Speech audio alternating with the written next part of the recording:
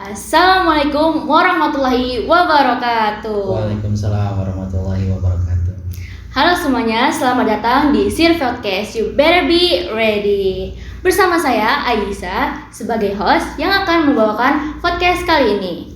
Nah, sebelum itu, pas banget nih hari ini bertepatan dengan tanggal 28 Oktober yaitu Hari Sumpah Pemuda. Sebelum itu, saya mewakili Sir Podcast dan Sekolah Indonesia Syariat ingin mengucapkan selamat Hari Sumpah Pemuda. Nah, di podcast kali ini kita kedatangan tamu spesial nih. Beliau yaitu Bapak Hijrah Baihaqi. Yang belum tahu nih, buat kalian yang belum tahu nih, beliau merupakan Wakil Kepala Sekolah bidang kurikulum. Nah, dan sekaligus guru favorit di Sekolah Indonesia Syariat loh. Nah, halo Bapak. Halo Aisyah, apa kabar? Alhamdulillah baik. Bapak gimana kabarnya? Alhamdulillah sehat selalu. Alhamdulillah. Nah, Bapak boleh nih perkenalan diri dulu nih buat penonton. Perkenalkan, nama saya Hijrah Baihaqi. Biasa dipanggil Pak Baihaqi, tapi kadang-kadang suka terlalu panjang jadi mereka para siswa manggilnya Pak Bay. Nah, ada lagi nih yang lebih ngefans lagi, mereka manggilnya PB gitu ya. PB betul. Ya. Keren. Nah, lanjut kita langsung ke pertanyaan pertama aja kali ya, Pak. Siap. Nah, pertanyaan pertama itu apa pendapat Bapak terhadap generasi pemuda-pemudi di Indonesia nih? Generasi pemuda-pemudi di Indonesia sekarang itu Masya Allah ya, sangat dinamis. Mereka itu sangat dekat dengan dunia digital. Banyak orang yang bilang sekarang anak-anak Gen Z seperti itu ya. Betul. Ada generasi milenial juga. Ya. Dan memang mereka ini sebenarnya sangat inovatif ya. Jadi mungkin kalau sebelum-sebelumnya itu di zaman waktu Pak Bay mungkin masih remaja begitu ya, masih pemuda-pemudi ya, itu kita nggak terlalu dekat dengan dunia digital. Bahkan dalam segi kita belajar, mencari sumber pembelajaran atau kita bergaul itu kita sangat jauh dari dunia digital seperti itu. Jadi dunia internet itu kurang begitu mempengaruhi. Makanya kalau anak-anak zaman sekarang itu harusnya mereka tuh punya wawasannya luas. Kenapa? Karena dunia itu sudah terasa tak ada batasnya. Mereka bisa punya follower lintas negara. Nah, ini salah satu hal yang luar biasa dan menjadi bonus untuk pemuda-pemudi sekarang ya. Dan pemuda-pemudi yang memanfaatkan momentum ini itu luar biasa banget tuh ya, karena mereka bisa bereksplor ya, tidak hanya skalanya regional atau nasional, tapi mereka bisa skalanya internasional. Itu yang menjadi keuntungan yang luar biasa untuk pemuda-pemudi saat ini. Dan memang kalau dilihat ya, anak-anak Gen Z itu terlihat ya, sekarang itu berita-berita itu kurang begitu ramai dengan misalnya tawuran gitu ya. Kalau sekarang tuh mereka tuh karena mereka mungkin tawurannya di games ya, atau di dunia maya atau sejenisnya gitu ya. Jadi ya mungkin itu ada sedikit pergeseran ya. Biasanya mereka tawuran secara fisik, sekarang mereka tawurannya di dunia digital. Ya mungkin itu ada plus minusnya ya. Seperti itu kira-kira bisa. Jadi kayak sekarang tuh memanfaatkan teknologi banget ya, Pak. Yes, betul banget. Iya, betul banget sih. Lanjut deh, menurut Bapak nih, kan Bapak udah pernah di Indonesia, pernah di Arab. Menurut Bapak apa perbedaan Hari Sumpah Pemuda di Arab sini sama di Indonesia? Perbedaan yang paling mendasar itu mungkin rasa ya. Jadi feel-nya kita di negara yang berbeda. Tentunya ketika di Indonesia Hari Sumpah Pemuda itu sangat ramai, hiruk pikuk, banyak kreativitas, banyak orang yang sorak-sorai untuk kembali mengingat bagaimana para pemuda-pemudi itu bersatu tanggal 28 Oktober 1928. Banyak sekali kreativitas baik di tingkat sekolah ataupun di tingkat manapun. Akan sangat berbeda tentunya ketika kita sekarang di Arab Saudi, kita minoritas tapi ada feel yang berbeda. Jadi mungkin yang kita yang ada di sini tuh ngerasa bahwa momentum Sumpah Pemuda itu adalah momentum yang lebih terasa. Kenapa terasa? Karena kita tuh serasa jauh dari Indonesia, tetapi kita sangat butuh Indonesia. Nah, jadi itu perbedaan yang sangat mendasar. Mungkin yang di sini tidak merasakan hiruk pikuknya atau ramainya Sumpah Pemuda di media, di televisi ataupun dimanapun, tapi di sini kita lebih coba untuk menghayati bahwa kami yang ada di luar Indonesia adalah bagian dari pemuda-pemudi Indonesia yang juga perlu dirangkul, diajak untuk berkolaborasi, diajak untuk merasakan suasana keindonesiaan dan Sumpah Pemuda itu sendiri, gitu kira-kira Isa. Iya bener sih Pak, saya setuju sih Pak. Saya jujur aja nih Pak, saya emang belum pernah pulang ke Indonesia nih. Ya. Jadi belum pernah ngerasain gimana rasanya Hari Sumpah Pemuda di Indonesia sih. Jadi saya cuma ngerasain di sini doang. Lanjut, bisa dikatakan sih bahwa kurikulum adalah jantung pendidikan ya Pak kan. Terus termasuk pendidikan untuk memupuk semangat kesatuan cita bangsa dan bahasa. Nah, sebagai Wakasek bidang kurikulum nih Pak, apa yang bisa Bapak lakukan untuk bisa menumbuh kembangkan semangat Sumpah Pemuda di kalangan siswa-siswi Sekolah Indonesia Syariat nih Pak? Oh, wow, ini sebuah pertanyaan yang sebenarnya tidak mudah gitu ya untuk dijawab gitu ya. Kalau tadi dikatakan bahwasanya kurikulum itu adalah jantung pendidikan, maybe yes gitu ya, karena salah satu otaknya gitu ya, otak di sekolah itu adalah kurikulum. Betul. Apa yang terwarnai di sekolah itu salah satunya adalah bagaimana kurikulum itu didesain, bagaimana kurikulum itu bisa menggerakkan selain guru dan juga siswa. Jadi itulah yang menjadi warna sekolah. Kenapa di Sekolah Indonesia Syariat kita pernah ada mencoba moving class gitu kan, warna yang berbeda, pembelajaran, inovasi pembelajaran yang berbeda itu memang salah satunya adalah dari kurikulum yang menggerakkan. Nah, pertanyaannya bagaimana cara kita untuk menumbuh kembangkan rasa kepemudaan Indonesia ya. Jadi pemuda kita bisa lakukan yang pertama itu adalah dengan cara memberikan inovasi pembelajaran yang mendekatkan atau dengan pendekatan yang sesuai dengan pemuda itu sendiri. Contohnya, sekarang kan dunianya digital nih. Betul. Jadi kita itu harus move on ke dunia digital itu sendiri.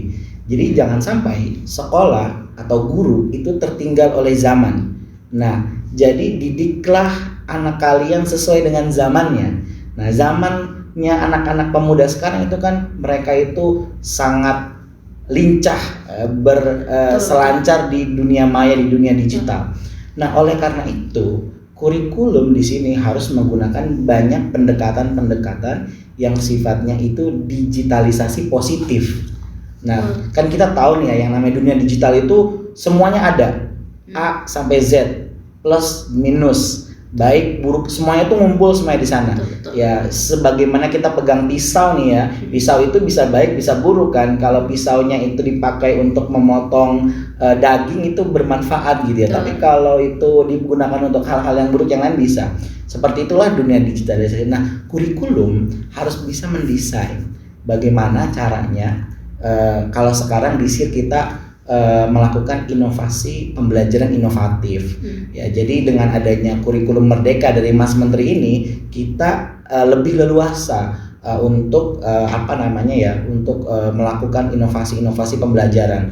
Mungkin teman-teman di SIR nih bisa merasakan di PTS sekarang bagaimana terjadi revolusi di penilaian tengah semester yang biasanya bertemu dengan banyak soal-soal yang pilihan ganda, sekarang diajak untuk problem solving, diajak untuk melihat permasalahan secara real ya, dikaitkan dengan pelajaran itu sendiri gitu ya.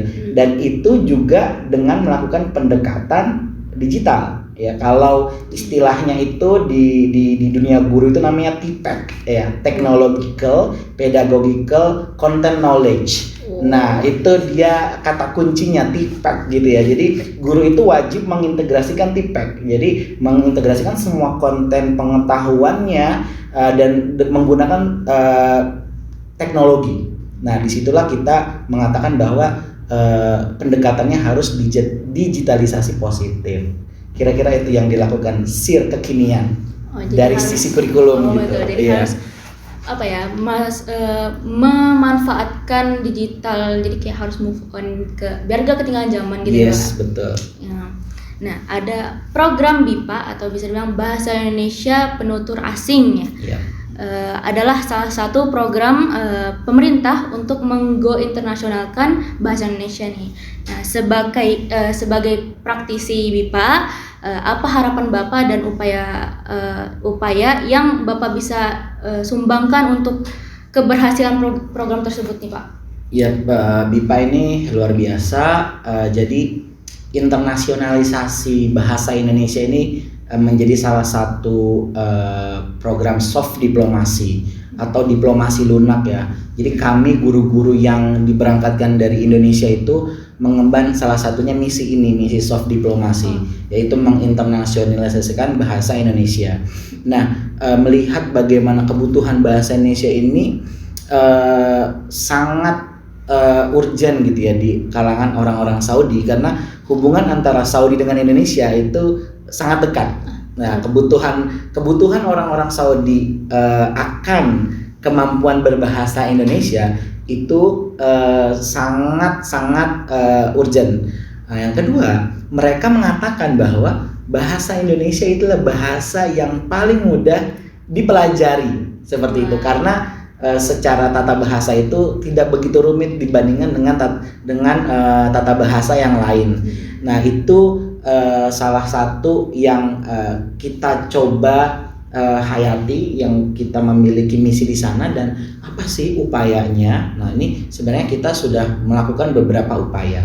Salah satunya kita membuka kursus bahasa Indonesia yang kalau dari KBRI Riyadh itu kita pernah buka di kota Riyadh, di Jeddah, dan juga di Mekah. Dan ini antusiasmenya luar biasa nih. Jadi multi etnis yang berada di Arab Saudi ini banyak yang ikut gitu, karena pemerintah memberikan gratis untuk bisa mereka mengikuti kursus bahasa Indonesia. Nah, kemudian langkah apa lagi nih? Langkah yang kita lakukan adalah kita coba untuk membuka peluang kerjasama dengan universitas-universitas yang ada di Arab Saudi ini. Jadi seperti salah satu contohnya yang sekarang kita sedang berupaya untuk bekerja sama dengan Universitas Majma'ah. Nah, itu kita insya Allah semoga lancar. Amin. Bisa ditandatangani di antara kedua belah pihak. Amin. Jadi kalau ini bisa disepakati, disetujui memorandum of agreement-nya disepakati, ditandatangani, maka BIPA ini bisa sangat masif dilaksanakan di seluruh wilayah Arab Saudi. Ya, dengan pendekatan yang pertama adalah dengan daring seperti itu ya, untuk sebagai awalan, karena moda daring ini bisa menjangkau banyak wilayah. Ya, seperti itu kira-kira upayanya. Aisyah. Keren banget, udah masih belum ya Pak, masih proses betul. Ini masih upaya kita terus. Semoga bisa diterima lah. Amin. Semoga bisa jadi kabar baik nanti di tanggal 28 Oktober atau nextnya gitu kan. Amin. Disepakati gitu ya, insyaallah. Amin. Nah, lanjut nih, menurut Bapak apa yang SIR Sekolah Indonesia Riyadh bisa lakukan secara nyata untuk mendukung kesuksesan program tersebut nih Pak? Jadi Sekolah Indonesia Riyadh ini kan kita bisa katakan bahwa siswa yang ada di sini adalah diaspora. Jadi orang-orang Indonesia yang berada di luar negeri seperti itu ya. Jadi uniknya banyak sekali juga, tidak sedikit yang mereka lahir di sini, tidak mengenal Indonesia, tidak pernah berkunjung ke Indonesia, kemudian tidak tahu bagaimana wujud Indonesia, bahkan ada yang mungkin pernikahan campuran seperti itu ya. Dan akhirnya mereka ada yang kita temukan siswa dia bisa bahasa Urdu, dia bisa bahasa Inggris, sedikit bisa bahasa Indonesia. Nah sebenarnya salah satu kontribusi nyata adalah kita menginternalisasi bahasa Indonesia di sekolah Indonesia Riyadh. Caranya ya salah satunya berbicara bahasa Indonesia dengan baik dan benar, minimal pada saat kita melakukan forum-forum di sekolah seperti itu. Jadi menggunakan bahasa Indonesia yang baik, karena Pak Abai sih masih menemukan ya ketika anak-anak SIR ini katakanlah pernah ada di lomba debat bahasa Indonesia itu ya, itu di awal-awal 3 tahun yang lalu pada saat angkatannya Kak Uut itu ya mereka untuk mengungkapkan ide dengan bahasa Indonesia yang baik dan benar itu butuh proses begitu ya.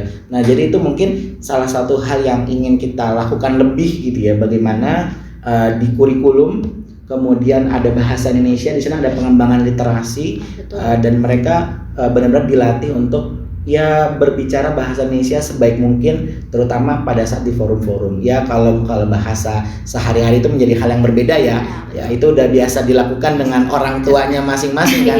Iya, jadi kan kalau orang tua itu juga ada lagi nanti bahasa daerahnya mempengaruhi ya kan, bahasa ibunya itu mempengaruhi bahasa Indonesianya. Ya itu yang kita lakukan adalah benar-benar bisa mereka itu berbahasa Indonesia yang baik dan benar, minimal dalam forum-forum formal gitu. Harus bisa memperbaiki bahasa ya banget. Iya betul. Biar betul bisa sekali. menguasai. Betul. Biar bisa menyukseskan programnya. Yes, iya. Jadi kita juga harus jadi contoh baik dulu. Betul. Gitu. Harus jadi contoh. Nah, itu pertanyaan terakhir untuk sesi kali ini sih, Pak. Terima kasih Bapak udah mau datang ke sini. Sama-sama. Semoga podcastnya semakin sukses, Amin. semakin bermanfaat. Ini forum-forum yang luar biasa sekali untuk bisa disebar nantinya. Terima kasih Bapak. Itu dia sesi podcast kali ini. Kita bertemu lagi di SIR podcast selanjutnya. You better be ready. Bye bye. Wassalamualaikum warahmatullahi wabarakatuh. Waalaikumsalam warahmatullahi wabarakatuh.